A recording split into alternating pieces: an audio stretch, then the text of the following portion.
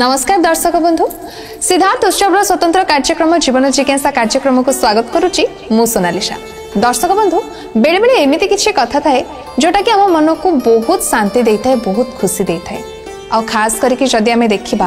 मकर राशि व्यक्ति माने वर्तमान बहुत ही खुशी थिबे काहेकि ना जेमते आमे समस्त सुनिया पई कि पाउछु कि मार्च 29 पर ठारू मकर राशि रो 7.5 शनि दूर हवा पई कि जाउछंती। तेबे से माने कोट ना कोठी टिक्के खुशी रो सहित निश्वास मारिया पई कि छिबे काहेकि ना से मानको मन रे कोट ना कोठी थिबो कि आमे एते वर्ष होला 7.5 वर्ष होला हैरान हेई आछू तो निहाती भाबरे आगु को आम सहित किछि भलो हबो। तेबे कोन भलो रहइबो कोन खराब रहइबो एथरा 7.5 जो रहिछि मकर राशि उपरे तो कौन ता ऊपर प्रभाव रहिबो से विषय में आज आलोचना करबा एवं से विषय अधिक जणिया पई वर्तमान आम सहित अछंती ज्योतिर्विद पंडित चित्तरंजन महापात्र। सर नमस्कार। नमस्कार। जीवन जिज्ञासा कार्यक्रम को आपनको स्वागत। तबे सर आमे जेमति सुनुछु कि मकर राशि रो जो 7.5 शनि चलितले सेटा एबे सरी सरी आसुचंदी आ मार्च 29 तारिख रे पूरा पूरी सरी जिवो।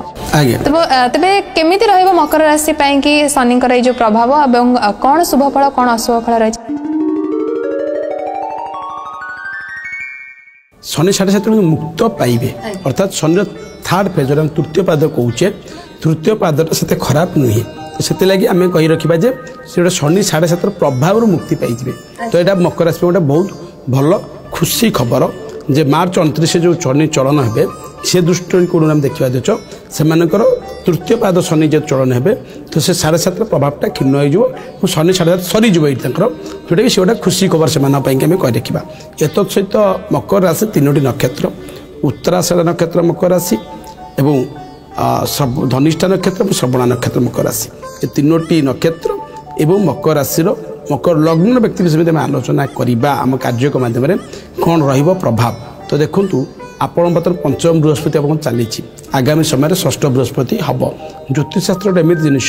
सब ग्रहंकर दृष्टि को नहीं विचार करा जाए रिजल्टा फलादशटा तो निश्चित भाव आउ सब बड़ गुरुत्वपूर्ण होती शनि और बृहस्पति जब शनि शुभ थे बृहस्पति अशुभ थे किसी रिजल्ट बिगड़ी जाए राशि की सेमती विचार करा जाए। तो निश्चित भाव में कही रखा दिवस आप मकर राशि कि आप शनि 7.5 मुक्त पाइबे मार्च 29 पर किंतु पंचम बृहस्पति चली जेहेतु मे 14 तारीख पर्यंत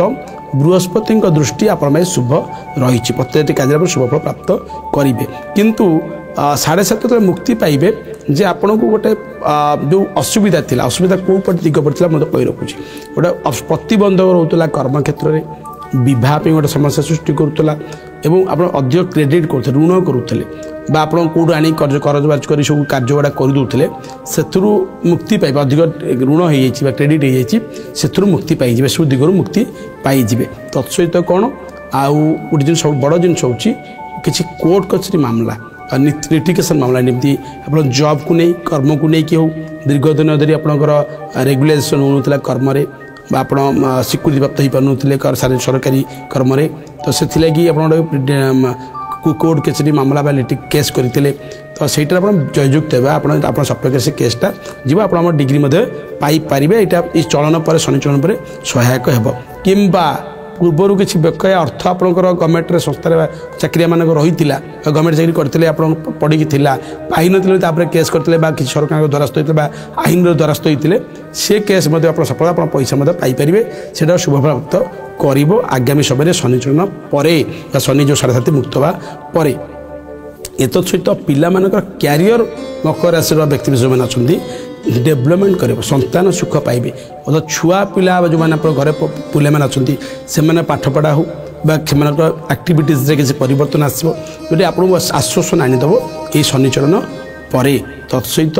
नूतन बहुत मे 14 पर्यंत बा मोस्ट आम ओडिया मास आषाढ़ मास पर्यंत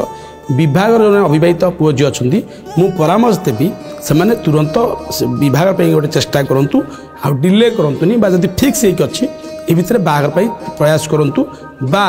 देखा साक्षात कर गोटे प्रिपेयर होगी भितर हाँपाई चेष्टा करूँ 3 मास भितर हेल्ले बेटर रहा टिके समस्या आनीपे ये शनि चलन पर एमती हेनी बाहर हेन हम डिले हो पाए से मुझे परामर्श देवी आ षष्ठ बृहस्पति जेहेतु आपंकर हो जाऊँगी मकर राशि कि आगामी समय तो निश्चित रूपे मे 14 पर तो निश्चित करेंगे शरीर प्रति ध्यान भी देवे शरीर असुस्थ मकर राशि व्यक्ति नहीं करें मोटामोटी भाव कही रखिए देश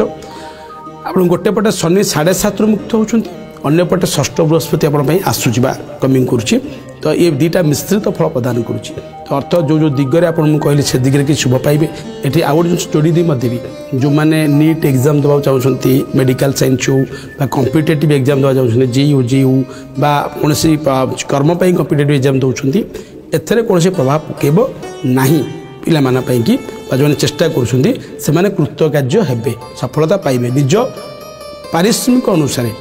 परिश्रुति करते से अनुसार रिजल्ट निश्चित पाइपर शनिचरण प्रभाव में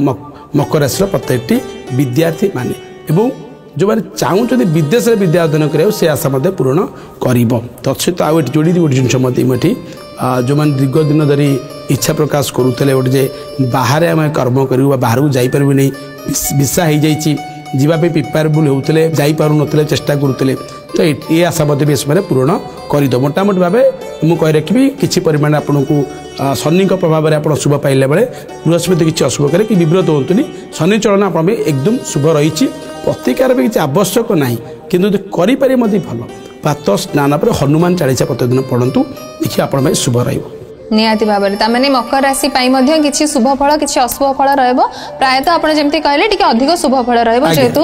शनि कोप 7.5 मुक्ति मिल तेज दर्शक बंधु आशा करूँ आज जीवन जिज्ञासा कार्यक्रम निहाती भाव भल लगी कि समय तो सरी सरी आसला आमको विदाय नहीं जावाक पड़ो हेल्ले पुणी थे आपण पाखक फेरबू जीवन जिज्ञासा कार्यक्रम नहीं आउ कि नुआ प्रश्न आ उत्तर सहित रोचु नमस्कार।